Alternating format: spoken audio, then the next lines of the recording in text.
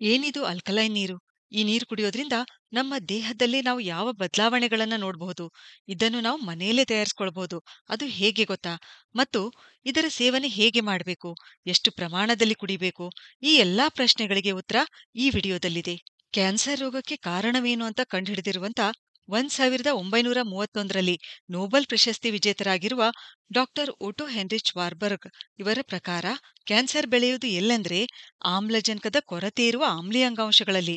ಪ್ರತ್ಯಾಮ್ಲೀಯ ವಾತಾವರಣದಲ್ಲಿ ಯಾವುದೇ ರೋಗಗಳು ಬದುಕುವುದಕ್ಕೆ ಸಾಧ್ಯವೇ ಇಲ್ಲ. ಇದರರ್ಥ ನಮಗೆ ಯಾವುದೇ ರೀತಿಯ ಕಾಯಿಲೆಗಳು ಬರಬಾರದು ಅಂದ್ರೆ ನಮ್ಮ ದೇಹದಲ್ಲಿ ಆಮ್ಲ ಮತ್ತು ಪ್ರತ್ಯಾಮ್ಲ ಬ್ಯಾಲೆನ್ಸ್ ಆಗಿರಬೇಕು. ನಮ್ಮ ರಕ್ತದ ಪಿಹೆಚ್ ಕೂಡ 7.35ರಿಂದ 7.45ರವರೆಗೆ ಇರುತ್ತೆ. ಅಂದ್ರೆ ಇದು ಪಿಹೆಚ್ ಸ್ಕೇಲ್ನಲ್ಲಿ ನೋಡಿದ್ರೆ ಸ್ವಲ್ಪ ಅಲ್ಕಲೈನ್ ಪ್ರತ್ಯಾಮ್ಲೀಯವಾಗಿರುತ್ತೆ. ನಮ್ ದೇಹದಲ್ಲಿ ಏನಾಗುತ್ತೆ ಅಂದ್ರೆ ನಾವು ಯಾವುದೇ ರೀತಿಯ ಆಹಾರ ಸೇವನೆ ಮಾಡಿದಾಗ ತಿಂದ ಧಾನ್ಯಗಳೆಲ್ಲ ಆಮ್ಲೀಯವಾಗುತ್ತವೆ ಮತ್ತು ತರಕಾರಿಗಳೆಲ್ಲ ಪ್ರತ್ಯಾಮ್ಲೀಯವಾಗುತ್ತವೆ. ನಮ್ಮ ದೇಹದಲ್ಲಿ ಈ ಆಮ್ಲ ಮತ್ತು ಪ್ರತ್ಯಾಮ್ಲದ ಬ್ಯಾಲೆನ್ಸ್ ತಪ್ಪಿದ್ರೇನೆ ಸಮಸ್ಯೆಗಳು ಹುಟ್ಕೊಳ್ಳೋದು. ಅಸಿಡಿಟಿ ಆಮ್ಲೀಯತೆ ಹೆಚ್ಚಾದ್ರೆ ಕ್ರೋನಿಕ್ ಡಿಸೀಸಸ್ ಅಂದ್ರೆ ಗಂಭೀರ ಕಾಯಿಲೆಗಳು ಹುಟ್ಟಿಕೊಳ್ಳುತ್ತವೆ. ಮಧುಮೇಹ, ಹೃದಯ ಸಮಸ್ಯೆಗಳು, ಕ್ಯಾನ್ಸರ್, ಆರ್ಥ್ರೈಟಿಸ್ ಹೀಗೆ ಬೇರೆ ಬೇರೆ ಸಮಸ್ಯೆಗಳು ಬರಬಹುದು. ಇವುಗಳನ್ನು ತಡಿಬೇಕು ಅಂದ್ರೆ ನಮ್ಮ ದೇಹ ಅಲ್ಕಲೈನ್ ಆಗಿರಬೇಕು. ನಾವು ದಿನಾಲೂ ಅಲ್ಕಲೈನ್ ನೀರು ಕುಡಿಬೇಕು. ಏನಿದು ಅಲ್ಕಲೈನ್ ನೀರು?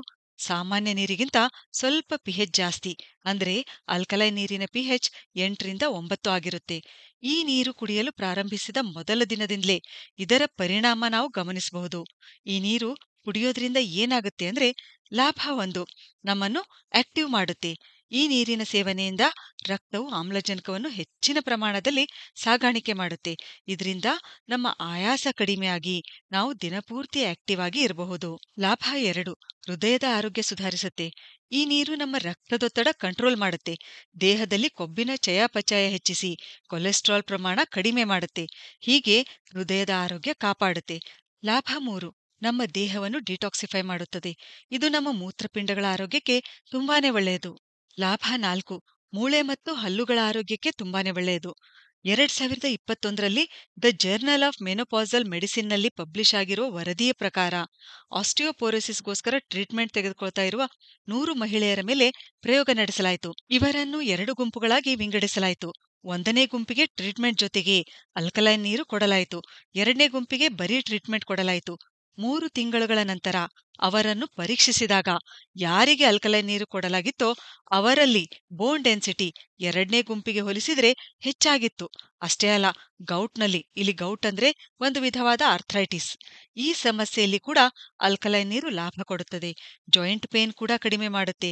ಹೀಗೆ ಈ ನೀರು ಮೂಳೆ ಮತ್ತು ಹಲ್ಲುಗಳ ಆರೋಗ್ಯಕ್ಕೆ ತುಂಬಾನೇ ಉಪಯುಕ್ತವಾಗಿದೆ. ಲಾಭ ಐದು, ಆಂಟಿ ಏಜಿಂಗ್ ಗುಣ ಹೊಂದಿದೆ. ವಯಸ್ಸಾಗುವ ಪ್ರಕ್ರಿಯೆ ನಿಧಾನಗೊಳಿಸುತ್ತದೆ. ಮುಖದ ಕಾಂತಿ ಹೆಚ್ಚಿಸುತ್ತದೆ. ಲಾಭ ಆರು, ಲಿವರ್ನ ಆರೋಗ್ಯ ಕಾಪಾಡುತ್ತದೆ. ಲಾಭ ಏಳು, ಆಂಟಿ ಆಕ್ಸಿಡೆಂಟ್ಸ್ಗಳಿಂದ ಸಮೃದ್ಧವಾಗಿರೋದ್ರಿಂದ ಫ್ರೀ ರ್ಯಾಡಿಕಲ್ಗಳನ್ನು ತಡೆಯಲು ಸಹಾಯ ಮಾಡುತ್ತೆ. ಕ್ಯಾನ್ಸರ್ ಬರದೇ ಇರುವ ಹಾಗೆ ಮಾಡುತ್ತೆ. ಕ್ಯಾನ್ಸರ್ ಇದ್ದವರಿಗೂ ಇದು ತುಂಬಾನೇ ಒಳ್ಳೆಯದು. ಲಾಭ ಎಂಟು, ಆಂಟಿ ಇನ್ಫ್ಲಮೇಟರಿ ಗುಣ ಹೊಂದಿರೋದ್ರಿಂದ ಇದು ದೇಹದಲ್ಲಿರ್ತಕ್ಕಂಥ ಉರಿಯೂತ ಅಂದ್ರೆ ನೋವನ್ನು ಕಡಿಮೆ ಮಾಡುತ್ತೆ. ಲಾಭ ಒಂಬತ್ತು, ಇದೇನಂತಂದ್ರೆ ದೇಹದಲ್ಲಿನ ಆಮ್ಲೀಯತೆ ಕಡಿಮೆ ಮಾಡೋದ್ರಿಂದ ಹೊಟ್ಟೆಯ ಸಮಸ್ಯೆಗಳನ್ನು ನಿಯಂತ್ರಿಸಲು ಸಹಾಯ ಮಾಡುತ್ತೆ. IBS ಅಂದ್ರೆ ಇರಿಟೇಬಲ್ ಬೌಲ್ ಸಿಂಡ್ರೋಮ್ ಸಮಸ್ಯೆ ನಿವಾರಿಸುವಲ್ಲಿ ಕೂಡ ಇದು ಸಹಾಯ ಮಾಡುತ್ತೆ. ಜೀರ್ಣಾಂಗ ವ್ಯೂಹದ ಆರೋಗ್ಯ ಸುಧಾರಿಸುತ್ತೆ. ಈ ನೀರು ಅಮೃತದ ಹಾಗೆ ಕೆಲಸ ಮಾಡಲು ಕಾರಣ ಇದರಲ್ಲಿ ಅಡಗಿರುವ ಖನಿಜಗಳು. ಈ ಅಲ್ಕಲೈನ್ ನೀರು ಹೇಗೆ ತಯಾರಿಸಿಕೊಳ್ಬೇಕು? ಇದು ತುಂಬಾನೇ ಸರಳವಾಗಿದೆ. 1 ಲೀಟರ್ ನೀರಿಗೆ ಸೌತೆಕಾಯಿಯ 4ರಿಂದ 5 ಕತ್ತರಿಸಿದ ತುಂಡುಗಳನ್ನು ಮತ್ತು ಲಿಂಬೆಹಣ್ಣಿನ 2 ಸಣ್ಣ ತುಂಡುಗಳನ್ನು ಹಾಕಬೇಕು. ಇವೆರಡನ್ನೇ ಹಾಕಬಹುದು. ಅಥವಾ ಇದರಲ್ಲಿ ನಾವು 4ರಿಂದ 5 ತುಂಡು ಗಜರಿ ಕೂಡ ಸೇರಿಸಬಹುದು. 5ರಿಂದ 6 ಪುದೀನ ಎಲೆಗಳನ್ನು ಸೇರಿಸಬಹುದು. ಸ್ವಲ್ಪ ಕೊತ್ತಂಬರಿ ಮತ್ತು ಶುಂಠಿ ಕೂಡ ಸೇರಿಸಬಹುದು. ಬೀಟ್ರೂಟ್ ಕೂಡ ಸೇರಿಸಬಹುದು. ಇವೆಲ್ಲ ರಾತ್ರಿನೇ ನೀರಿಗೆ ಹಾಕಿಡ್ಬೇಕು. ಬೆಳಗ್ಗೆ ಎದ್ದ ತಕ್ಷಣ 1 ಗ್ಲಾಸ್ ಈ ನೀರು ಕುಡಿಬೇಕು. ಇದನ್ನು ನಿರಂತರವಾಗಿ ಎಲ್ಲರೂ ಕುಡಿಬಹುದು. ಆದ್ರೆ ಈ ನೀರನ್ನು ಊಟದ ನಂತರ 2 ಗಂಟೆಗಳವರೆಗೆ ಕುಡಿಬಾರ್ದು ಮತ್ತು ಊಟದ ಮೊದಲು ಕೂಡ ಕುಡಿಬಾರ್ದು. ಯಾಕೆಂದ್ರೆ ಈ ನೀರು ಜಠರಾಗ್ನಿಯನ್ನು ಶಮನಗೊಳಿಸುತ್ತೆ, ಶಾಂತಗೊಳಿಸುತ್ತೆ. ಇದರಿಂದ ನಾವು ಸೇವಿಸಿರ್ತಕ್ಕಂಥ ಆಹಾರ ಸರಿಯಾಗಿ ಜೀರ್ಣವಾಗೋದಿಲ್ಲ. ಆದ್ದರಿಂದ ಈ ನೀರನ್ನು ನಾವು ಬೆಳಗ್ಗೆ ಎದ್ದ ತಕ್ಷಣ ಖಾಲಿ ಹೊಟ್ಟೆಯಲ್ಲಿ ಕುಡಿದ್ರೆ ಇದರ ಸಂಪೂರ್ಣ ಲಾಭ ಪಡೆದುಕೊಳ್ಬಹುದು.